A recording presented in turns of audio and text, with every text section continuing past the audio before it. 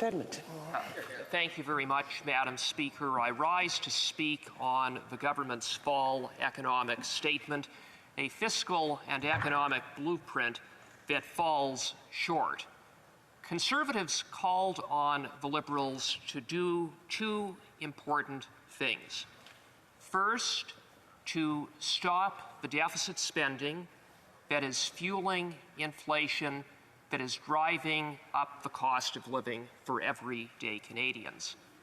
And secondly, we called on this government to commit to no new tax hikes. After all, Canadians are facing a cost of living crisis as a result of 40-year high inflation being driven by this Liberal government's reckless spending. Food inflation has hit double digits. 1 in 2 Canadians is $200 away from insolvency, and an astonishing 1.5 million Canadians are going to a food bank every month, a 35% increase from last year. The Liberals often say that they have the backs of Canadians. Well, in the face of a cost of living crisis, the least one would expect from a government that truly had the backs of Canadians would be to commit to no new tax hikes. But what we learned is that those are just more empty Liberal words, because they didn't do that, they did the opposite of that. With tax hikes that are going to hit workers, seniors, families, and small businesses, starting with a payroll tax hike on January 1st, not to be outdone by a carbon tax hike on April the 1st, which will further drive up the cost of essentials, including gas, groceries, and home heating. A carbon tax that, by the way, has done nothing to reduce GHGs, which have gone up, not down, under the Liberals' watch. And a carbon tax that the Governor of Bank of Canada has determined has exacerbated inflation, causing a 0.4% increase in inflation, further worsening the cost of living crisis. When it comes to spending, this government doubled down on their failed inflationary policies. We saw $20 billion in new inflationary spending. $20 billion on top of $500 billion in new spending over the past 2 years, deficit spending. $500 billion. Now, the Liberals will claim that that it is the result of COVID, except that the parliamentary budget officer has clarified that no, it is not, that 40% of that $500 billion in spending pertains to non-COVID related measures. Evidence of that is that after all of the COVID programs and supports expired, government spending increased an astonishing 30% in just the past 2 years. Madam Speaker, this government has a spending problem. Why all the spending? Well, very simply because this government measures its success on how much it has spent as opposed to what it has delivered. And the results are not positive. Let's look at a few Liberal lowlights. $35 billion for the Canada Infrastructure Bank that was supposedly going to leverage private sector investment to get infrastructure projects completed.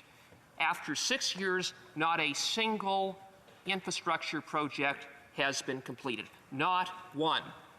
$35 billion, 6 years later, and not a single infrastructure project. Talk about taxpayers not getting value for their money. The Liberals brag about spending $40 billion on housing. Well, has that increased the housing supply? Has that made home ownership more accessible? No. Housing prices have doubled on the Liberals' watch. Then there is the $54 million app, the Arrive Can scam, as it has become known, that should have cost $250,000 instead of $54 million to complete, but it should have never been built in the first place, given the fact that it caused travel chaos and resulted in more than 10,000 healthy Canadians needlessly having to quarantine. Today, there was a shocking Auditor General's report which determined that $32 billion of the Liberals' COVID spending went to recipients who shouldn't have received the money. $32 billion out the door, wasted. To put $32 billion in some perspective, the government spends $45 billion on the Canada Health Transfer. So nearly 3/4 of what the government, the federal government, spends on health care annually was wasted, out the door, gone. I mean, talk about waste and mismanagement. But this Liberal government is not one to learn lessons, because in the fall economic statement, $14.2 billion was found to be unannounced by the Parliamentary Budget Officer. Unannounced. No details about where that $14.2 billion is going. When my colleague, the member for Charleswood St. James, Assiniboia Headingley, asked the Finance Minister where the $14.2 billion was going, she couldn't say or wouldn't say. All we know is that it is a blank check to who knows what. Madam Speaker, talk about a lack of transparency. Talk about a lack of respect for the sweat-soaked dollars, tax dollars of hardworking Canadians. And for all of this spending, what have we gotten? We've gotten 40-year high inflation. Now, if you listen to Liberals across the way, they act as though they're bystanders to 40-year high inflation, except for not. Their policies have driven it. Let's look at the facts. To pay for $500 billion of deficit spending, the Liberals, through the Bank of Canada, embarked on a policy of quantitative easing, something that the Canadian government has never done before, essentially money printing. What happened over 2 years? The money supply increased by $500 billion, on par with this Liberal government's $500 billion in deficit spending. Not a coincidence. And so what we have seen is a 27% increase in the supply of money and only a 2% rate of economic growth. You can't have cash outbid goods and services tenfold and not have inflationary pressures. And that's precisely what has happened as a result of this government's out-of-control spending. Now, the Finance Minister is fond of saying that she will not take lessons from the Leader of the Opposition.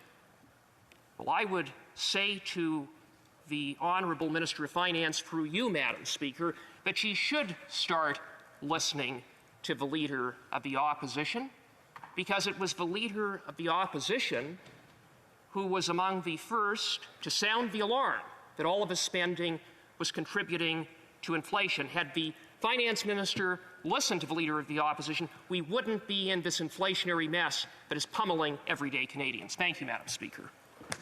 Questions and comments. The Honourable Parliamentary Secretary to the Government House. Yes, thank you, Madam Speaker. What the member doesn't talk about is the fact when he says that we as a government are responsible for Canada's record high inflation rate, is he doesn't take a look at the world circumstances.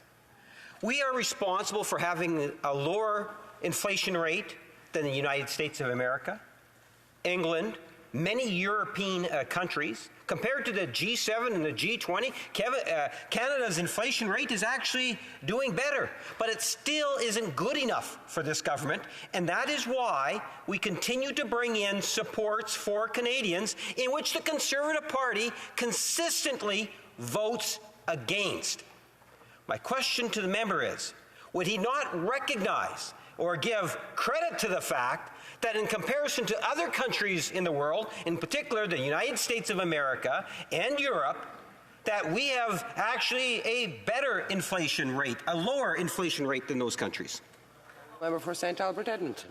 Thank you, Madam Speaker, and I thank the Parliamentary Secretary. And I say in answer that the fact that the United States has worse inflation, or the United Kingdom has worse inflation than Canada, is cold comfort to everyday Canadians who are struggling. And no matter what the Parliamentary Secretary says, he can't evade responsibility for the policies of his government that have driven 40-year high inflation, again, with the supply of money outpacing goods and services tenfold as a result of that $500 billion that was thrown out the door, billions of which were wasted. And on top of it, the government is making life even worse with tax hikes in the new year. Questions et commentaires, questions and comments. The Honourable Member for Windsor West. Thank you, Madam Speaker, and thanks to my colleague for his intervention. I do want to ask, though, close to me right now is the Ambassador Bridge. And speaking of increased inflation, the illegal blockade of the Ambassador Bridge saw the vast majority of outsiders come and illegally shut down Canada's #1 infrastructure and trade route to the United States. In fact, 40% of Canada's daily trade goes here. And I'm wondering whether or not the Conservative Party supports the City of Windsor's request to be made whole of the $5.7 million it costs to actually pay for police officers and to organize and keep people safe during this illegal blockade. It's very important because now that's thrust upon municipal tax owners. I had constituents that couldn't get to doctor's appointments, children, and others. It's been significant. So I'm just wondering where the Conservative Party is with that request of $5.7 million, because the illegal occupation, mostly from outsiders, is now on the backs of municipal people. The Honourable Member for St. Albert Edmonton. Thank you, Madam Speaker. And the member for Windsor West, at the end of his question, spoke about the backs of taxpayers. Well, if he had the backs of taxpayers, he wouldn't be supporting the tripling of the carbon tax. He wouldn't be supporting payroll tax hikes. He wouldn't be supporting those measures that are making life more affordable. And he certainly wouldn't be supporting the $20 billion in deficit inflationary spending that is exacerbating the cost of living crisis. Questions and comments. The Honourable Member for l'Honourable Député d'Abitibi. The Honourable Member for Abitibi, Nunavik, Bay James EU. Thank you, Madam Speaker. I'd like to thank my colleague for his speech. There is a point where I agree with him. The statement was very disappointing with regards to vulnerable people, with regards to health transfers, with regards to support for 65-year-olds and over. Also disappointing with its lack of help for EI. Does my colleague agree with these points? This is all disappointing. Edmonton. Well, Madam Speaker, I understand where the honourable member is coming from with the fact that this was a disappointing fall economic statement. The member cited health care. We've seen no meaningful commitments from this government when it comes to health care. Indeed, thanks to this government's reckless spending, debt servicing costs will soon outpace and be a larger amount than that which is allocated to the Canada Health Transfer annually. Quite frankly, there would be more money for health care if this government would rein in its wasteful, reckless spending. Resuming debate.